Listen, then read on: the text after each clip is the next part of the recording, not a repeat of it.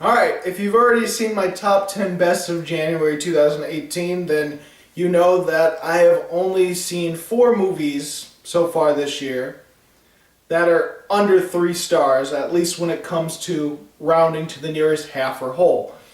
Only 4 bad movies technically, and out of all those 4 movies, 2 of them are pretty good. One is more of a 2-star forgettable, or actually I just don't know what to think about it yet. And the other one, well, it's the only one that I feel is truly awful. But let's actually get into the list. But actually, no. First, let's talk about a few movies that I haven't seen yet that possibly could have made this list. I've already mentioned most of the 11 movies I haven't seen yet in January 2018 in my best of list. But here's the other 3 that I haven't mentioned. Madtown, Forever My Girl, and Acts of Violence. Didn't see them yet? Maybe they could have made this list, maybe they wouldn't have, who knows. Alright, let's actually get into the countdown, and I probably won't talk about them too much because, well, I haven't reviewed any of these 4 movies yet.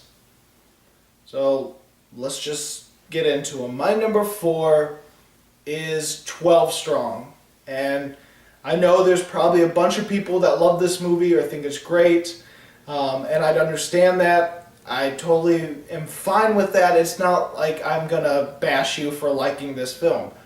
After all, I didn't hate the film. I didn't think it was terrible. I just feel it's one of those movies that's almost good, and sometimes that's good enough for a few people. Or a good majority of people. That could be just good enough.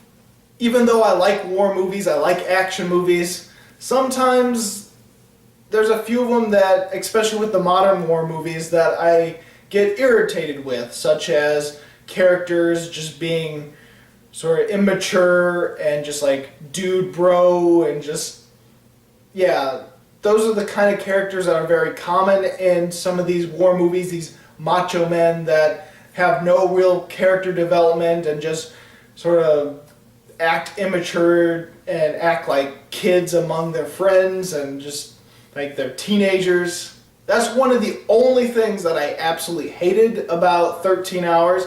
Now 13 Hours, I think it's an okay action movie for the most part. It's one of those movies where I actually really enjoyed the action, it's intense, but I couldn't stand the characters.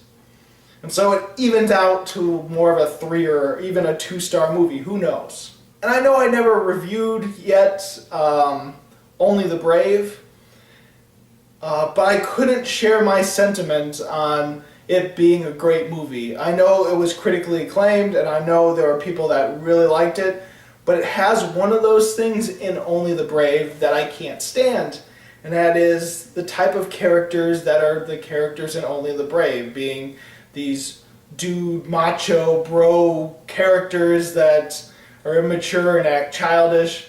They're the type of characters I don't like to see in movies, or just it's just maybe my thing that I don't like to see. I don't know.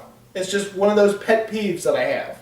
Now, 12 Strong doesn't have those kind of characters in them, which I appreciate, but the action isn't as good as 13 Hours, which is kind of sad. It's pretty repetitive and just nothing new.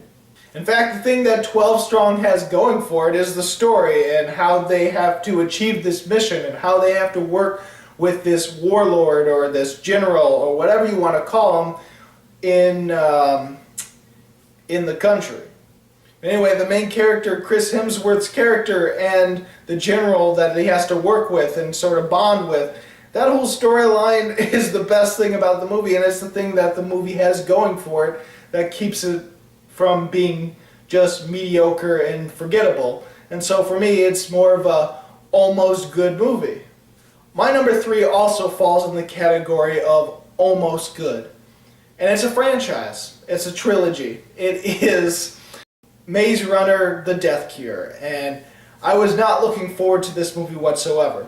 Because, for one, the first Maze Runner, I really enjoyed. I thought the ending was crap, but everything leading up to that ending I thought was amazing and pretty damn fun.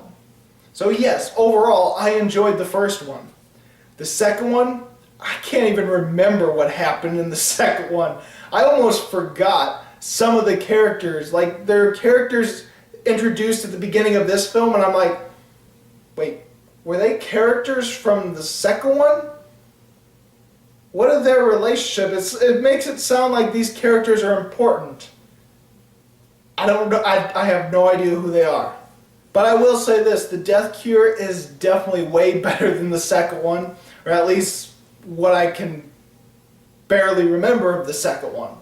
Does it have the generic cliched tropes that you'd expect from a young adult novel adaptation that also deals with science fiction and a post-apocalyptic world? Oh yeah, it's got it all. Don't worry about that. But it's handled well enough, and there are all the things that you need in a really good, dramatic, final ending of a big trilogy. It has all the right moments in there. I just couldn't care that much because it's been so long since I've seen these characters or cared about these characters. My number 2, this could completely change. This could even make it into my best of. Who knows? Because I have seen this movie about 2 or 3 times and I still can't make up my mind about it. Because it's just, I don't know. There are things that I hate about this movie and there's things that I'm like, okay, that's actually pretty effective. Okay, it is Devil's Gate. You probably never even heard about this movie. Eventually, I'm going to have to review this. I'm going to have to figure out an opinion. I'm going to have to figure out a score for this movie. But for now, I've got it at 2 stars at the moment. But again, it could completely change because this feels like one of those movies that could have a cult classic on our hands. And it could be really good and smarter than it appears to be. Again, I have no idea. I can't make up my mind about this film because it's sci-fi horror that I like. And there are things that I like about this movie and ideas that are neat. Oh, and the special effects and the practical effects, they're really damn good in this movie, especially for a movie that is most likely a low-budget film. But again, I cannot make up my mind yet. I am probably going to have to see this 10 times before I make up my mind. Who knows, maybe this will be another 400 Days. I'm worried about that because apparently 400 Days must have a cult classic because everyone hates my review of that movie. Well, not everybody. It's my most liked video that I have, and it's my most hated video. Most liked and most disliked video, and most viewed video review. And it's a movie that I didn't even think people would even hear about. It must be a cult classic, 400 Days. I can't imagine why, because it's one of the stupidest movies I've seen. One of the stupidest sci-fi movies in recent history. Devil's Gate, though, I don't know. I might think it's okay. I don't know what to think about it yet. That's why it's on the bottom list for now. Because I just don't know what I'm going to do when I review this movie. But without a shadow of a doubt, out of the 14 movies I have seen, there is only one that I truly dislike. One that is truly cheap, bad, terrible in so many ways. It is Day of the Dead Bloodline. That's right, we got a remake of Day of the Dead. Oh, and yeah, it is a remake. They try to make it their own, but take it in a direction that it probably shouldn't have gone. Something that's generic. Something that isn't all that smart. Something that has none of the same themes of the first one. Special effects are good. Sometimes the practical effects, though, make it comical. Bad acting. Characters that have no development whatsoever almost, and completely flat and could care less about.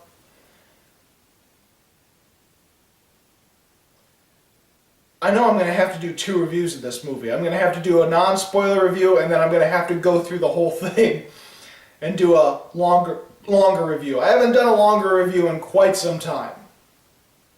I know I'm going to have to do it for this one. I just know it. Alright, so those were the worst films I've seen in January 2018. And like I said, honestly, only my number one is truly one that I dislike. The other ones are almost good, and one of them I just don't know what to think about yet.